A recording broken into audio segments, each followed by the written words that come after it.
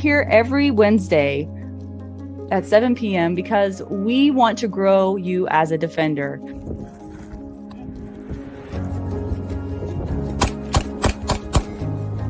The defender seeks the challenge of standing up for what's morally and ethically right, and is willing to step forward and put themselves in harm's way because they believe that sacrifice and love is the way to do things. And what we mean by that is that you can grow as a good shooter, but what we're really here for is to help you grow personally as a defender.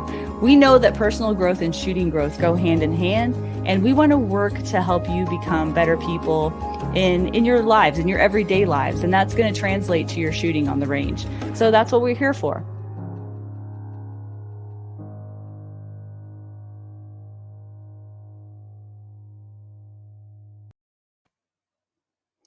Hello, everyone. It is Laura Thorson on Defenders Live tonight. Again, Wednesday night snuck up on me, but here we are. It's November 16th, 2022, and I want to welcome you to tonight's broadcast. If you're new or watching as a replay, welcome. Go ahead, guys. Drop in the comments where you're watching from. We love to hear from all of you. And if you have any questions or comments during the live, please drop those in the comments. We have a really special guest. Hey, Scott. We have a really special guest on tonight that I cannot wait to introduce you to. And at the end, we're probably going to need a Q&A session because it's going to be some really cool stuff.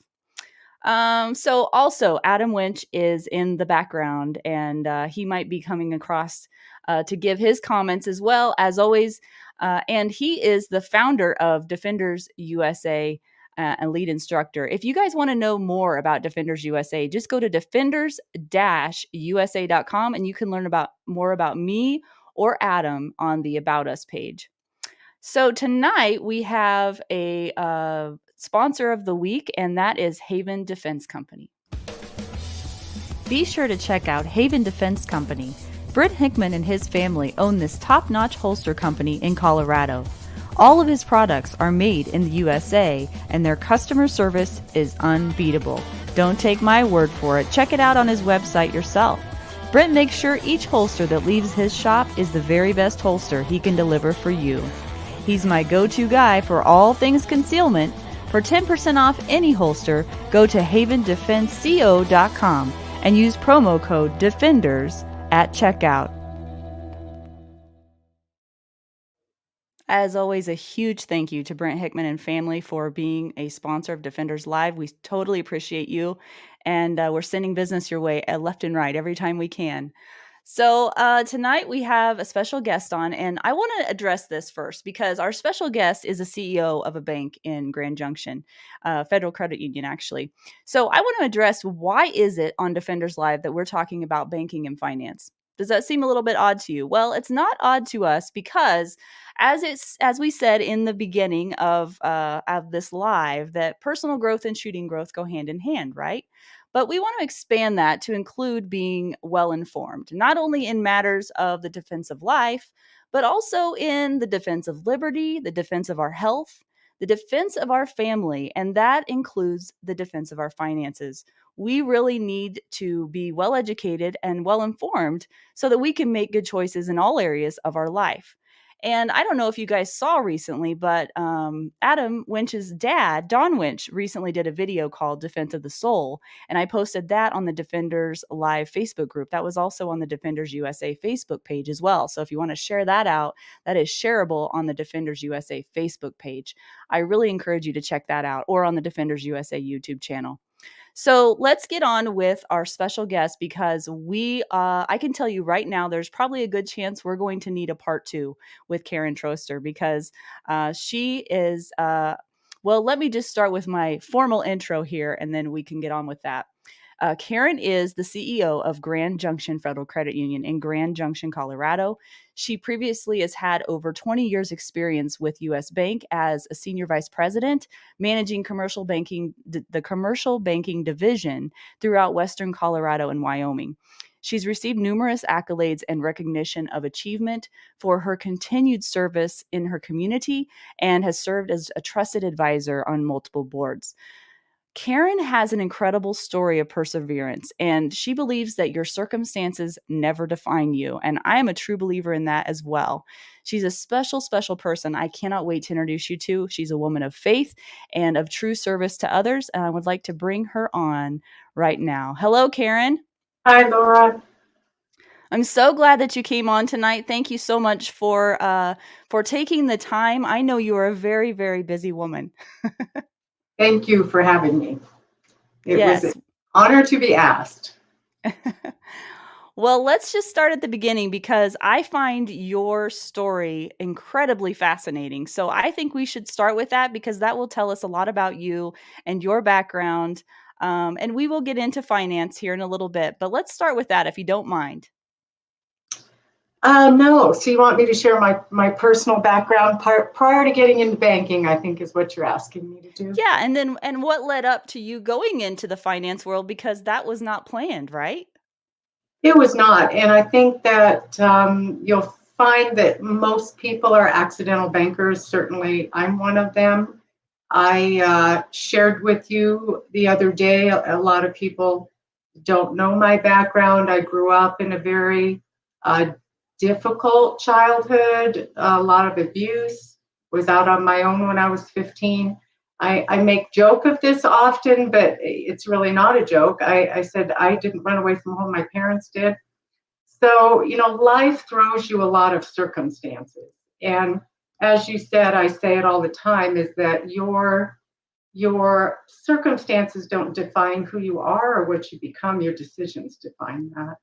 So at a young age, I moved to Alaska. I graduated from high school, and I won't get into too much detail for the sake of time, but I had a good friend up there that her mother worked in the comm center for British Petroleum, and she called me and asked me if I would like to go to work for BP. And I said, no, thank you. It was on the Trans-Alaskan Pipeline in Prudhoe Bay, Alaska. I had a vision of it being very rough and all men and dangerous place to work. It wasn't that at all. I got that job because of my childhood experience. And I really encourage people all the time to engage in your communities because it does go a long ways and you never know where that type of thing is going to support you in something. So because of my circumstances, the police department, many of the members of the police department kind of took me under their wing. I did volunteer work at the police department as a teenager, and British Petroleum needed to hire 6 people. They needed some security background, is what they called it. And times don't change, right? They needed 2 Eskimos, they needed a black, they needed a woman, and they could have a couple other white people. So I got that job because I was the only person that applied that had any kind of experience, if you want to call that experience. So I found myself on a 737 flying to Prudhoe Bay, Alaska, landing on a gravel runway at a very young age, and worked in their security center at first in a gathering center, and then they trained me to work in operations. So I was there for 10 years. It was a wonderful experience. I should have stayed there and retired from British Petroleum. That would have been the best thing to do. But, you make decisions in life and you do other things. So, again, I ended up coming to Colorado. I spent many years in Alaska. My oldest daughter has a significant medical condition. And some friends of mine moved to Grand Junction and they said, oh, Karen, come to Grand Junction. You'll love it. There's a children's hospital in Denver. Instead of flying her back and forth to Seattle, you could, just be convenient, take her to Denver, and kind of talked me into it. So I moved here, and 2 months later, they moved back to Alaska. Oh, and I boy. kind of got stuck here. Didn't like it here at all when I first came here. My daughter was very sick, had 2 kidney surgeries back to back. I had gone back to a trade school and got my international licensing in electrolysis, so I opened my own business. And lots that happened there. I was very successful at it, but I had my daughter that was ill, and I ended up moving my business home. My insurance kept canceling me. And so somebody with my previous organization, and I don't remember who it was to this day, asked me if I'd like to go to work at the bank? And it seems like throughout my career, my first answer is always no. I couldn't imagine myself being a banker, right? I was like, I hated math in school. It was not my subject, right? And I don't like being buried in paperwork, and I'm buried in it all the time. So I ended up taking the job for insurance for my daughter, and found myself in the first few days even of going to work that I did not like consumer banking. I wanted to do business or commercial banking, and so they did allow me to do that and to cross over and to do both. Early 24 years ago, they would never allow you to do that today. So I really taught myself throughout those years. There was no formal training program. Our bank president had retired, and we had a new one come in. I'd been there just a few years and built a $14 million lending portfolio. And he approached me and asked me what I was doing, and I shared with him how I got to where I was in the bank, just basically on my own. And he started promoting me. He's probably the single person in my life that is very instrumental in me being where I am today, other than God. Truly has just put me in places and opened doors for me. So not to drag that out too long, after COVID, I got very tired of corporate America. And I don't say that to sound like I'm, bad mouthing the large banks, but it is different. I'm very consumer focused and customer focused. And I think corporations in all phases and all facets of business have kind of lost touch with the customer. So I was helping this credit union that I went to work for, and they offered me this CEO position, and I said no. It took about 6 months to talk me into it, and ended up taking this job a little over a year ago, and absolutely love it. I feel like I have a new lease on life. You can actually help people. God's just blessed me so much throughout my career and raising my girls, regardless of my circumstances, and it hasn't always been easy. It's actually probably more often been very, very difficult. But you get up with a good attitude every morning and thank the Lord He's given you that day, and you do the best you can with it. And that's just the way I've lived my life. So I'm very thankful to be where I'm at today. I think gratitude is such a huge, huge part of success. Really think so. Yes, I agree. So as far as banking goes, I have a friend who is going to be starting a podcast actually, but he told me a little bit about the difference between a bank and a credit union and some of the advantages of credit unions, which I didn't know previously. So could you touch on that and explain to our audience the difference and maybe some of the advantages maybe of a credit union versus a bank? Yeah, I love that question. And I had shared this with you in my entire career. I'd always hear people say, we hate credit unions. And I didn't ask why, because I had no association with it. So when I went to work for a credit union, I made a phone call to find out why we hated credit unions, because I didn't know. And You mean banks, right? Right, for a difference Okay. between bank and credit unions. And it was just kind of a joke, I think, in the banking industry. Probably some people take it very serious. I don't. Anyhow, my response that I got was credit unions get away with bloody murder. And I said, no, they don't. There's a big difference between the two, which I didn't understand in my entire career throughout my previous job, the difference in the two. So credit unions, and I'm gonna say this carefully because there are very large credit unions that are pretty much corporate banks as well, but they're still credit unions. There's still advantages to that.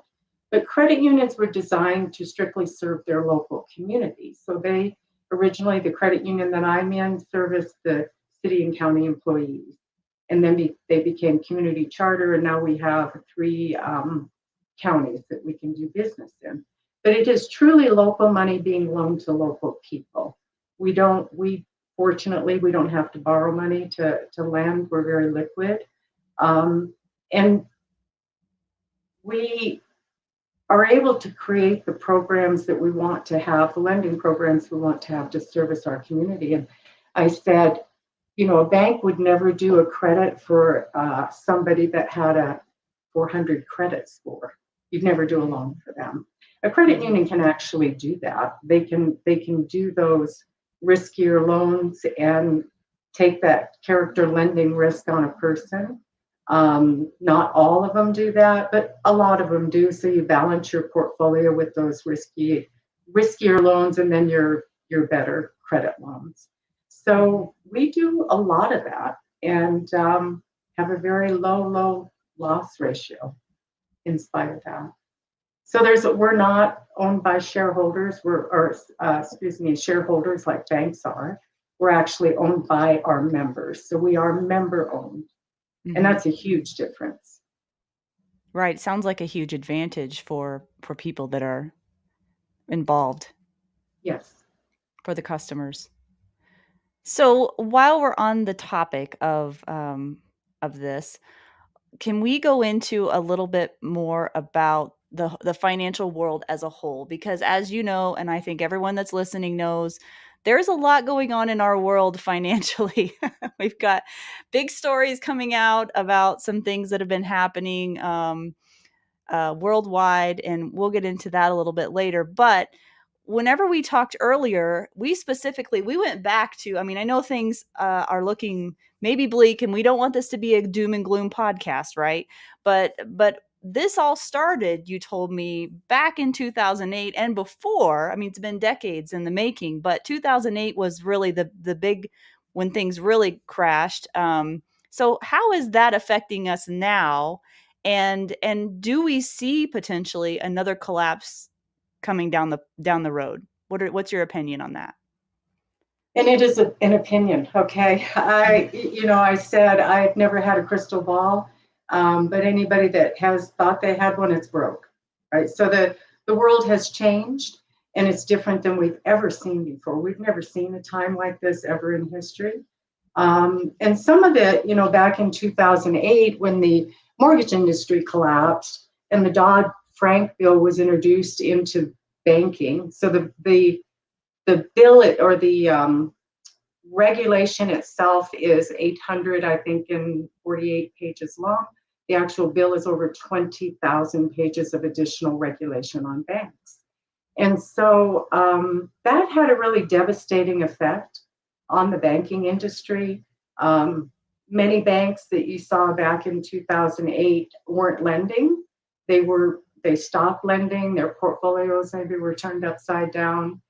They were afraid of what was going on or what was coming down in the market.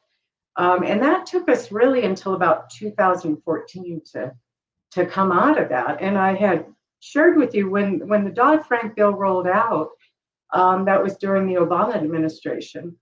And I don't mean to get political, but it is what it is. It's just a fact. And then when Trump came into office, the Trump administration came into office, the entire bill had not been rolled out yet. They had rolled out, I don't remember the percentage, I think it was around a little over half of it. And it was just a huge stranglehold in the financial industry. So Trump was able to put a stay on further rollout of Dodd-Frank. And that didn't last long. He was only there 4 years. So it is back in action. What really, I think we all know there's more than one thing that's created our current environment. It's not just COVID or what has happened throughout the last 3 years. It's been a buildup of a couple of decades of just things that have been happening. Well, I think many of us have just been really sitting complacent and not paying attention to what's going on. Because let's face it, we all want to raise our children and live our lives and be entrepreneurs or have a good job, all those other things. So it's understandable that people have been complacent. So it is really interesting to watch what's going on. I was in Sedona a couple months ago, listened to 4 economists talk about this from different parts of the country. And they all had some various viewpoints on things, but they all agreed on one thing that I thought was really good. If you allow the free market to correct a downturn in the economy, it will correct. But every time the government steps in, it goes south. It drags on forever. It creates issues. So we're in an environment right now where the government has stepped in a bigger way than in my lifetime that I've ever seen. Mm-hmm. Back in 2008, they stepped in and shored up the banks. They shored up, the airline industry, some of the, tourism industry. But the banks had to pay that back. The businesses, the corporations had to pay that back. That's not what happened this time. They printed trillions of dollars and they gave it to individuals. They gave it to small business, large business. Just to be very transparent, not everybody needed that, but everybody got it, right? Mm-hmm. So we flooded this money out and it doesn't need to be paid back. It's just debt, right? Mm-hmm. And I shared this with you. I used to teach a class on this, and I don't know if Adam was ever in this class or not, but I did it at the Chamber of Commerce. And I said, I'm of the belief that if you are not a business owner, if you work for somebody, you should get your full paycheck. If you make $30 an hour, you should get that in your paycheck. And you should have to write a check every payday to the federal government, to the state, to whatever taxes that you owe. And if you did that, you would be engaged. Yes. You'd probably vote differently and you would be engaged. And I think all the rhetoric going on would stop, because then you realize that all of this money that is going out there is your money. It's our money. Government doesn't have it. They have our money. So really, it's created this monumental issue. And then we have a worldwide pandemic, which, created supply chain issues. We have, countries. Energy shortage. A self-made energy shortage. Self-made, right? yes. It created it, and I think you need all forms of energy. You cannot shut down gas and oil. It's, in my opinion, it's never going to work. It's just not how it works. So, it's like the perfect storm, and it's very overwhelming to most people. And I think that people maybe that weren't paying attention before are paying attention now, because they're feeling it in their pocketbooks like never before. And I think that's part of the reason why I wanted to bring you on, is because I think a lot of people are really just wondering, what can we do about it for one, and how can we protect ourselves? Is there anything that we can do, or do you have anything for us to help us try to protect ourselves at all from what I feel like is a slow motion train wreck? I mean, I don't know how else to describe it.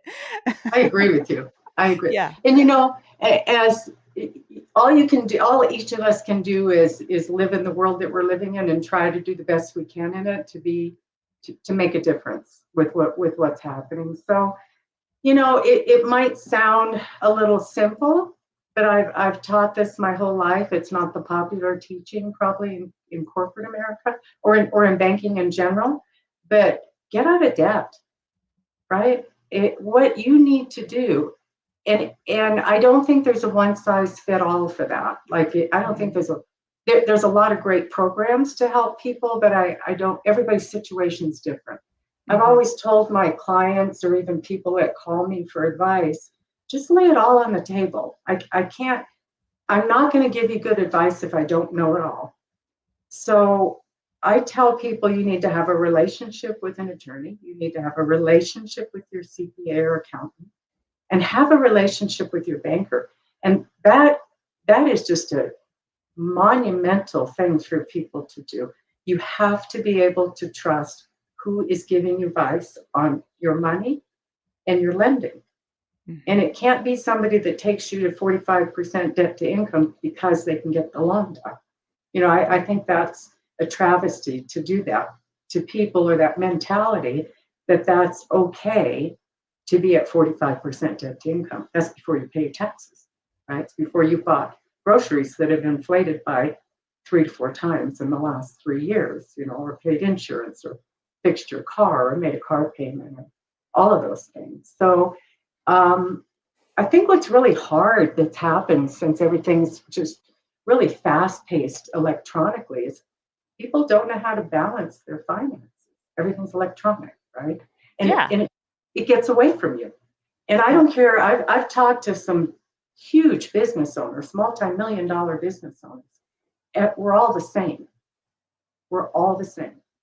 We have busy lives. We don't look at our accounts as much as we should.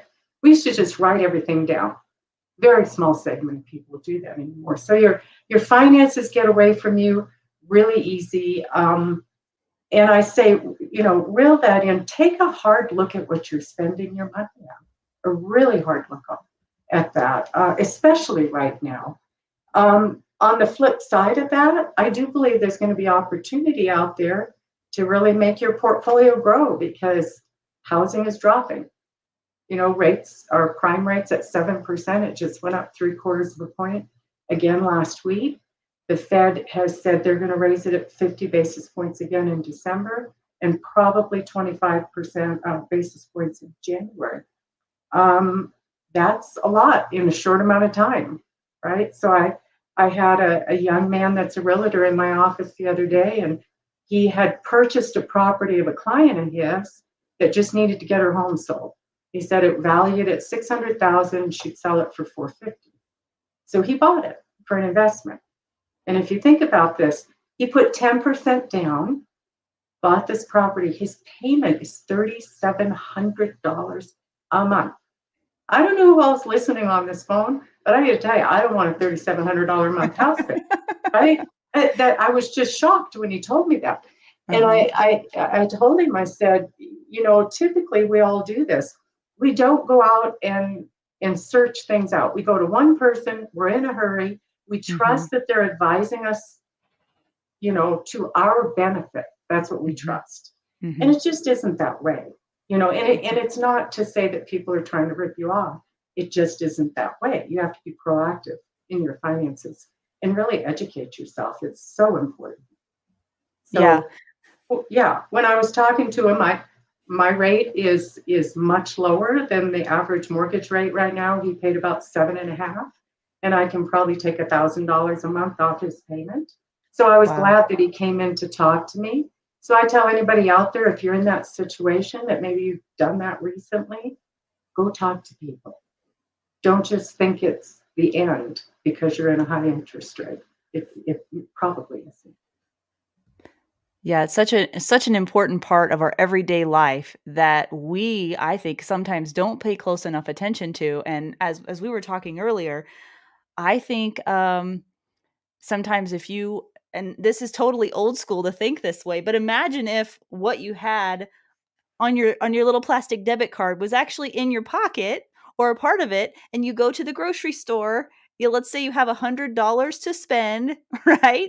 And you Yeah. give away 50, you can tangibly see what's happening with your money versus now it's all just kind of magically in thin air and Right. it makes it easy to not think about anymore. And it feels like sometimes that's by design. I know it's convenient, but we have to stay engaged and pay attention to what's going on. Don't you agree?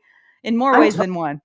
I totally agree. I shared this with you. I banked the largest women's shoe retailer in the country. He was out of California, and he taught me a lot about disposable income and the disposable items that we're right. We overspend.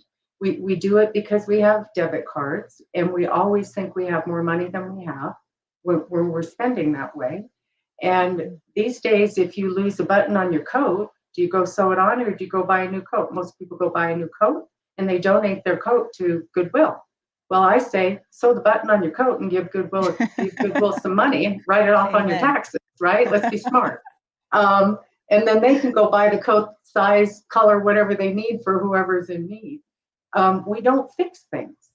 We throw it away. Right. It's all part of finance. It may not sound like it, but it is. It's all Mhm. part of knowing how to It's the way you budget. live your life. Yeah, yeah, it is. It's life. And when I moved to Colorado, my staff used to tease me because I still can. I enjoy it. right? So I still put up my own food and do these things. I don't do as much as I used to, but I do quite a bit. And now they're calling me and asking me how to do it, right? So that's good. That's good. Good skills, Yes. and they're saving money. They're trying to change their spending patterns, which is good because you go to the grocery store, it's rough. Yeah. Yeah, it definitely is, and I don't see it getting better anytime soon, and I don't know much about anything, Karen, and I can just sense it. I can feel it.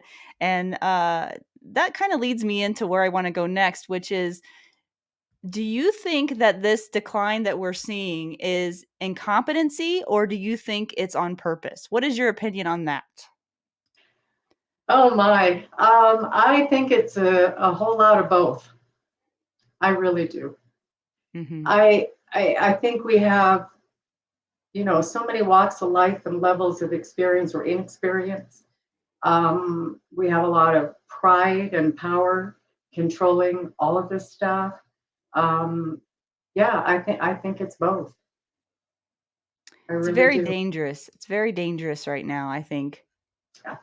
I was going to say, all of these economists agreed on one thing, and that was we are in for a very hard landing. And the thing that I think about is the American people, this country, they're resilient, right? Look what, COVID. I think we're probably one of the most resilient cultures out there. Um, we're going to get through it. We are going to get through it. I don't know where we're at as far as, the Lord is concerned. I do know that He expects us to live every day, regardless of how much time we have or we don't have. And so I think that that's the biggest focus for people. You live Mhm. today. You don't go spend because you think the end is coming tomorrow. Mhm. That's not a good. That's not a good budget. Because you might live a really long time, and you probably will. So I say simple budgeting. Budgeting. People don't know how to do it. Um, It's I not had a really client. taught either. It isn't. You get out of high school and you go to the bank and you open an account and you Mhm. sit there. I did it. You're terrified to ask questions because the person Mhm. looking at you think that Knows they think everything. knows everything and you don't know Yeah. anything. Mhm. I had a business owner a number of years back. I had to call because I couldn't get his financials to balance. And I'm always really careful when I talk to people. And I called him and I said, this was a problem. And I was trying to figure out what I was missing. I kind of put it on me. And he said to me, Karen, you can't actually expect me to believe that financials are supposed to balance. And I was like, Oh. yes, they do. Okay. They're supposed to. What's interesting about that is that business people are entrepreneurs, they're not financial people. We're not. That's not, Mhm. I'm in this business by accident, right? People Mhm. people typically don't go to school to do this. They end up in Mhm. it and they learn it. So I Mhm. say don't be ashamed. Ask questions. There is no question that is dumb in finance. And I don't care how long you've owned a business, how many millions of dollars you make or don't make. There is no dumb question. Find somebody you can confide in and have those conversations with. Hi, Adam. So, Karen, so glad to have you here. Question for you is I think we're going into some pretty hard times financially. What for the average American who maybe doesn't have a pile of cash in the bank somewhere, what can the average American do to prepare for what's coming? Yeah, we're resilient. We're going to get through this. We're Americans. But what can we do to survive the financial hardship that seems like a lot of us think is coming? Yeah. I don't think that's a one answer. I think there's a lot of things that we can do. Um, we're all in this together, right? So if the financial system crashes, we're all in this together. So say the financial system crashes. I don't see that happening, but it could. Who knows? We've seen a lot of things that we've never seen before. Um, and we can't buy or sell with money. I mean, after the scripture talks about that, right? That we'll live in that time where You're not going to be able to do that. So say it's that bad. And when I go to the grocery store, and I know you guys see the same thing, I talk to people about this a lot. I just talked about canning. And I look in people's baskets and I see processed foods, nothing but processed foods. I don't think I've ever bought anything processed, right? Learn to cook. I mean, it's a basic skill, learn to cook and buy basic foods. And basic ingredients. Basic ingredients to cook, your oats, your beans, your rice, all of those things. And guess what? You'll also enjoy it and you'll have family time. It's amazing, right? So there's lots of benefits to this too. And then I tell people, obviously if we had a financial crash, this isn't going to help you, but try to build to where you have 6 months reserves to pay your bills. That is really important. And 6 months is a really solid number. I like to have 12, but get to 6. Or if you think that 6 is not attainable, try to get to 3. And if that's not attainable, get to 1. But just start somewhere, right? Start building.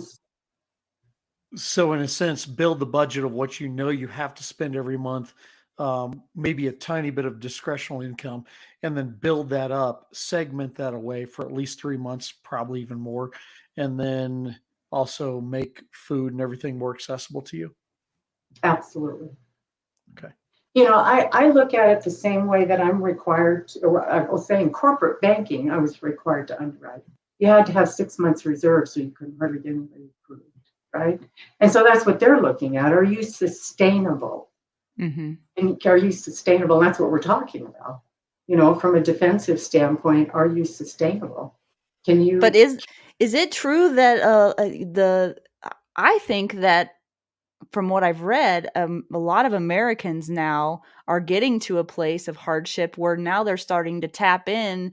Their savings has been used up. So now they're starting to tap into credit cards and other forms of debt out of desperation. That's a recipe for disaster, I think. And I know I realize maybe they have no other choice, but I mean, can they think outside the box of other ways? Maybe, I don't know. I just wonder. That isn't always the go-to thing, right?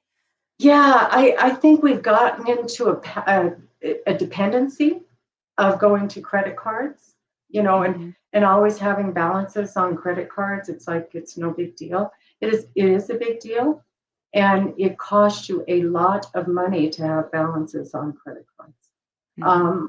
If there is any way possible to get outside of that, I tell people to do it. And it really goes back to what I was just saying. Change your shopping habits, change your cooking habits, change your purchases. Like I said, sew the button on, don't throw the coat away. Learn how to sew. We quit teaching that in schools, right? In high schools, they don't teach economics or shop anymore. Do you know how to change the oil in your car? Or are you taking and spending $100 to get that done? Some basic skills. And they are survival skills. I know it from living in Alaska for so long, right? You didn't take your car to go change the oil. You figured out how to get it done, right? Mm-hmm. So it's a basic life skill. It's a life skill. And I know many people that are very wealthy people that still change their own oil. They don't take and drive used cars. And we talked about that too.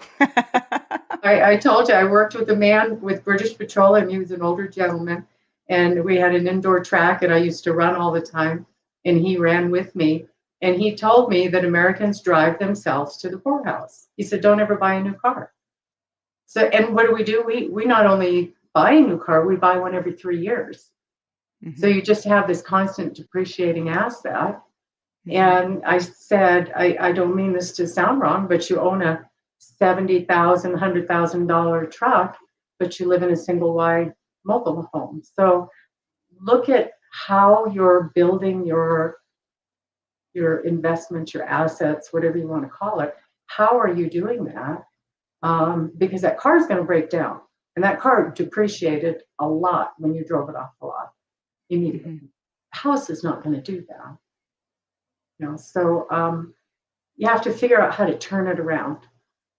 I say, go get financial guidance or support, if you don't have the answers, or just you want somebody to take a look at it and say, here's what I have, can you give me some advice?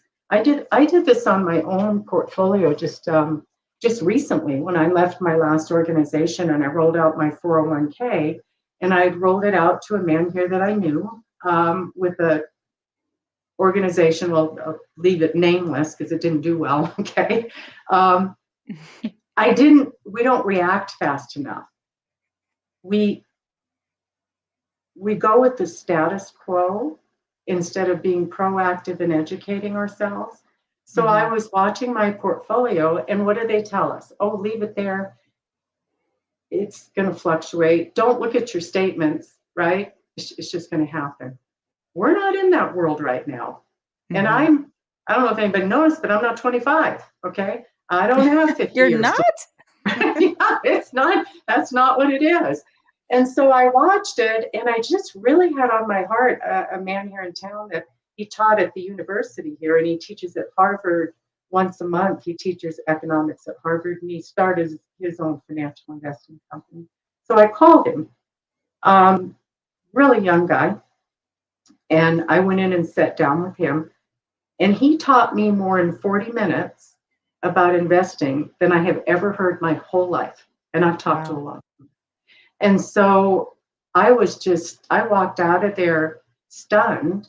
I moved my portfolio over to him, and I've gained back, even in this environment, about 12% of it that I had lost. And I just transitioned it 3 weeks ago. So just don't stop. Keep educating yourself. I'm a firm believer that you don't just go to one person. If I refer somebody to somebody for something, I always try to give them at least 2 names.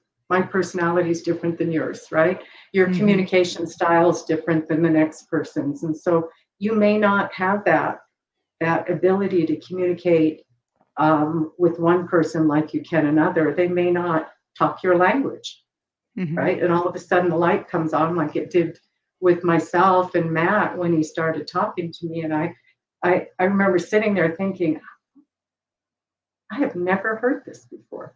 As a matter of fact, I had been given some tax advice by 3 very, very prominent people that if I had acted on it would have caused me a tax liability, only because they didn't ask me an additional question, and he did.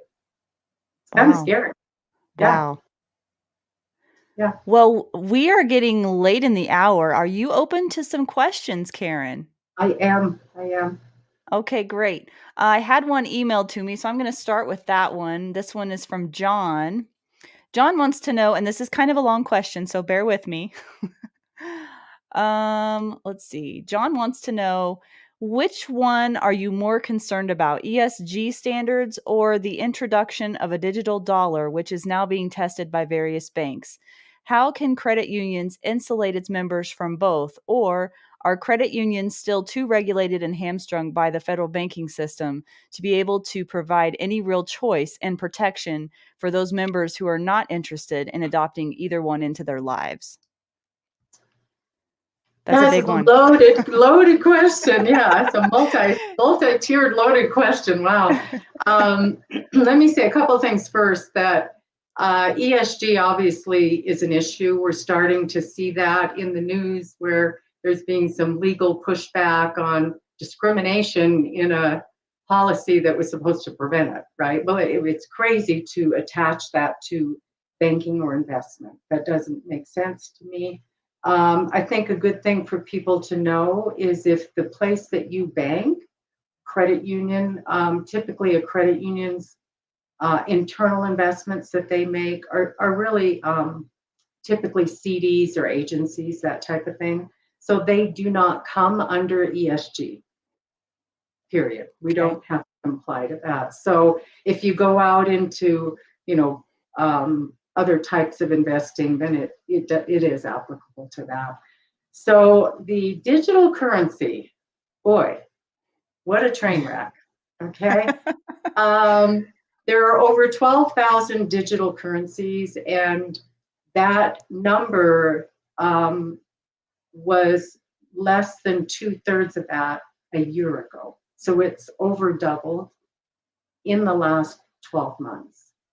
And so this is my personal belief, period. I'm versed on digital currency, but I'm not an expert in it by any means. We do not get involved in it. I advise people to stay away from it. If you're not highly educated in something, don't do it. We have started getting some phone calls to see if we can open bank accounts for digital currency. So some of it, and that is my biggest concern, to answer that question, is digital currency. I think if anything can collapse the financial world, it would be that right there. There's nothing behind it, right? So when you put your money in the bank, there's FDIC insurance, whether it's a credit union or a bank, it's the same thing. It's federally backed. $250,000 per tax ID. How are you going to back digital currency? Right? There's nothing there. And so that's a challenge with the feds. Banks are trying to figure it out. I personally am of the belief that really is something that is intended to collapse our financial system to become a one world currency. I truly think that's what's behind it. I don't even think that's a secret. No, and that's but I know a lot of people in the financial world at all levels, and they don't have that same opinion, right? But many of us do. Many people do, and I think we can all see it. Yeah, it's crazy. When COVID hit, I laughed at this because COVID hit, and I don't know if many people thought about this, but within a week they said we don't have any money. Well, why not? Where'd it go, right? We don't have any cash. Do you remember that? All of a sudden, the banks are saying they don't have any cash. Yeah, they do. That just astounded me. It was this big fear thing. They pushed this digital currency doing that. That's what they did. Okay, let's see. What else do we have here? There's so many questions, guys. I'm so happy about that. I don't know who said this, but the question is, how can we protect our finances from fraud? Would you say it is safe to do banking online? Do you recommend internet banking? This is a great question, and I love this question. Know the institution you bank with. I do not know any banks currently that have ever had money stolen out of their, the bank's pool of money, whatever. I've not seen that happen. Where you see fraud happen, and it's such a problem, and it's getting worse. It's huge. Is your system, your computer? Make sure that your computer is safe. Bank systems are safe. Now, I'm not going to say they can't be broke into because there's crooks that are always working on it, right? Yes, I am not afraid of online banking. I do it myself. I am very careful about allowing somebody to have my account number to take payments. I really strongly suggest you open a separate account for that if you do it, and just leave $100 in it, right? And so if you make online transactions or payments, only do it out of that account and only transfer the money that you've committed to them. Now, currently banks still reimburse you if you have fraud, unless, and they're starting to get strict about this because there's so much fraud and the losses are huge. If you've given your account number out, they can challenge that, and you could potentially not get your money back. I personally had a fraud situation on my account 3 years ago. I had been in Portland, Oregon, and a waiter came up, or the busboy came up and asked me if he could take my payment. I felt a little weird about it. When you get that little feeling in your gut, you should follow it. And I gave him my card, and I left and made my payment and left. I didn't notice, and shame on me, I'm the CEO of a bank, right? I didn't notice that I was having these small charges taken out of my account. I didn't get text alerts at the time. I highly recommend you do text alerts on your phone. If your credit card or your bank does this, set yourself up with it. So what it'll do is it'll text you anytime a transaction's happened on your debit card. Had I had that, this would not have happened to me. And I say, do it at $10 or lower, however low you can do it at. Because what the scams are doing right now is they hit your account at $10, $15, and they go to $30, and maybe it's $64, and they go back to $12. Well, I had been super busy. I had not gone online and looked at my account. I had not used my card, so I was not concerned about it. And they had hit me by over $800 in very small increments. When I filed, because they know we're not paying attention. They do. We're all so busy, right? And so, and I say, go in and look at your account, all those little transactions, and make sure they're yours. You know, don't just slide by them, especially if you're somebody who uses your card a lot. And most of us do, right? That's the way you do. Most of us, that's the way you do everything. So consequently, I filed a fraud case. Keep in mind, I work for the bank. I was so mad. Okay, I was furious over this. So I file it, and I don't get my paperwork, Again, I'm incredibly busy. I forgot about it.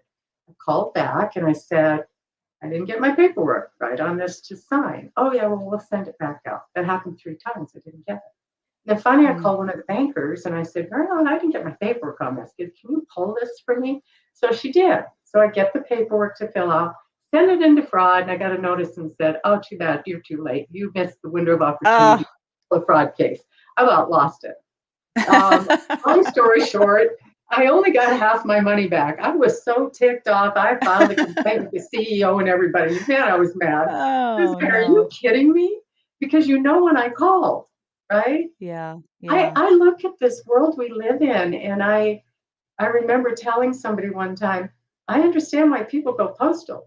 When I know this inside and out and I can't get something done, I have a lot of compassion for people when they come in and they're frustrated or they're complaining. I have a standard rule. You keep your mouth shut and listen. You let them say whatever they need to say, and then you sort through it and figure out how you can help them. All right. Well, let's see. We've only got 8 minutes left, Karen. So I'm going to keep going with the questions here. This one is a big one. I think needs to be brought up. When I learned about the FTX scandal, I was upset. And the reason I was upset was because the money that was going into FTX from Ukraine more than likely came from us taxpaying Americans. And that one, I don't know if people are really like grasping that, but that needs to be said. So the question here is, what do you think of cryptocurrencies? I would also want to know your opinion about the situation with FTX as well. You know, first of all, as a country, we have no business giving money to anybody because we're broke. We need to stop it. Okay? Yeah, we are in a crisis, and how many billions of dollars are going to Ukraine now? I realize that it's a very virtuous thing to do to help other countries out, but man, we are in a bind, and my personal opinion is let's fix what's going on here and strengthen our country and get back on track. But what do you say, Karen? I'm with you there. And cryptocurrency, early on, I had people reach out to me over it. And my standard go-to is I stay away from things like that when they first start, right? People want to jump in. They kind of play the gambling game, and this is going to be a great thing, so we're going to make a lot of money on it. Well, guess what? There's people that have lost a ton of money, just like marijuana, same thing. I know a lot of people have lost money on that as well. This cryptocurrency, I don't know where it's going, but obviously it looks like it is in a downward spiral. The fact that I'm with you that we gave all this money to Ukraine, and it does appear that that's where that money went. They can talk semantics all they want, but if they needed all that money because of the situation that they were in, they wouldn't have invested in cryptocurrency. That was action you would have expected. Right. So, I'm obviously a pretty conservative person. don't get into something you don't understand. Right? You can educate yourself. I stay away from things. Sometimes I've missed opportunity because of it, but I also haven't gone bankrupt because of it. I'm not constantly betting on the come that something else is going to be bigger and greater. So that is my personal opinion on cryptocurrency. I think that it's something that the average person should stay out of. If you got a bunch of money to Okay, waste, so then here's a follow-up to that. So, Thrifty in the Morning says, since real estate is crazy high right now, what is smart to invest in? Gold, crypto, beef, canned goods, ammo? I'll tell you what I'm doing. How's that? Because I obviously watch this a lot, and I have been through a lot of life difficulties. So I've not always been in this position that I could do it. So real estate is high. Real estate's coming down. Okay, it's going to continue to come down. And the best thing you can do is to buy real estate. It's solid, right? If you can get yourself in a position where you can do that, one of the things that we're seeing all across the country is the rental market is in the housing market. There's shortages everywhere across the country. It was prior to COVID, and then it got really bad during COVID. Here where I live, we have a serious housing shortage. The prices are still going to come down, right? Get yourself into something and start, renting. I think you can't go wrong with rentals. You may not like managing rentals, but I think it can be done effectively to where you can get people in that aren't destroying your property. It's also a great tax write-off. Get with a really good, like I talked about, interview different people that do investing, financial investing. If you can't afford to lose the money that you're putting out, don't put it out. That's been my mentality on it, right? Mm-hmm. So it's like going to Vegas. If you can't afford to play those slot machines, if you can't afford to put $10,000 in the slot machine because it's going to do something to your finances, don't do it. It's just a good rule of thumb. And again, we've just gotten into a world that we throw caution to the wind, and we don't think about the ramifications to our actions. If something goes south, we don't have a backup plan. You need a backup plan. Everybody does in everything that you do. So that's probably not the answer people want to hear, but we're messed up right now, and it is still the safest investment. I have a very good friend in Denver. Adam knows him. He's got money sitting on the sidelines waiting for that, those prices to drop. And unfortunately, people are going to go into default. They're going to go into foreclosure, right? It's already starting back up. So you can watch those and bid on foreclosed properties.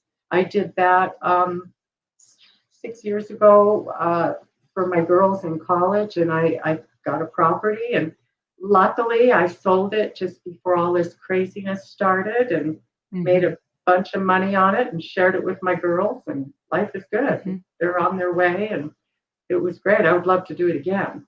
So we're going into that place that could happen, right? We're going back into that downturn that people could find that. You just have to look. You have to look for it. And if you don't know how to look for it, go in and talk to a banker, go in and talk to somebody that does mortgages and find out. Go to your county and look up foreclosures. You can go do that, those things, and try to find those types of properties. It doesn't have to be right where you live either. You can do it in other places. Airbnbs are great. Boy, you can make some money on that. Yeah. Even now. Yeah. They're a cash cow. They do very well. All right. Well, we are up to the hour mark, Karen. We didn't even get through all the questions that I wanted to get to, but your answers are so good and so thorough. We thank you so much for your time tonight. I'm sure there were people watching taking notes about some of the stuff that you were saying, and really good, valuable stuff there. So we appreciate your time so much. Let's see here. Yeah, we are right on the hour mark. So I am going to wrap up here. Let's see. So next week, oh my gosh, guys, next week is Thanksgiving. Did you know that? I am not ready yet. And then soon after that is Christmas. So I don't know if you guys have been already buying Christmas presents or not, but I'm just letting you know. Heads up, Christmas is right around the corner. And yes, that's right. Session 2 with Karen will probably come soon because there's so much to go into. And Karen is such a wealth of information that it would be good maybe to have her come back on. And we've kind of talked about that behind the scenes. And I think that we might have a part 2 series with Karen. And thank you guys so much for all of your great questions. So next week is Thanksgiving. Our next live is next Wednesday, the day before Thanksgiving on November 23rd. And I'm going to be having Riley Bowman on from Concealed Carry. He also has a podcast. He is an incredible shooter and instructor. And if you have any questions for Riley, you can email those to me. If you haven't signed up for the email notifications, you can go to jnltraining.com, jnltraining.com, and sign up for email notifications. And then when I send you those out, you can just reply to those emails with questions. That's what one of the questions was here tonight. So always feel free to reply to those, not only with questions, but also with feedback. I would always love to hear your feedback and comments. And as always, take care. Until next time, I'll see you next Wednesday.